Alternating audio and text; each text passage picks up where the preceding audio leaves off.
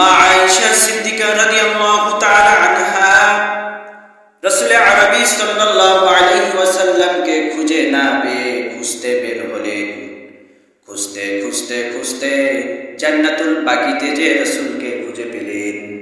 রাসূলুল্লাহ সাল্লাল্লাহু আলাইহি ওয়াসাল্লাম মা আয়েশাকে দেখে বললেন, ও আয়েশা, আজ 14ই শাবান, দিবাগত রাত্র আল্লাহ তাআলা তার বান্দাদেরকে, অগণিত বান্দাদেরকে, বান্দাদেরকে মাফ করে দিয়ে থাকেন।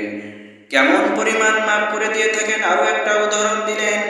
বললেন যে বনু কালবের যে ছাগলগুলি আছে, ওই ছাগলের গায়ে যত পশম আছে ওই পরিমাণ আল্লাহ তাআলা তার বান্দাদেরকে মাফ করে দিবেন।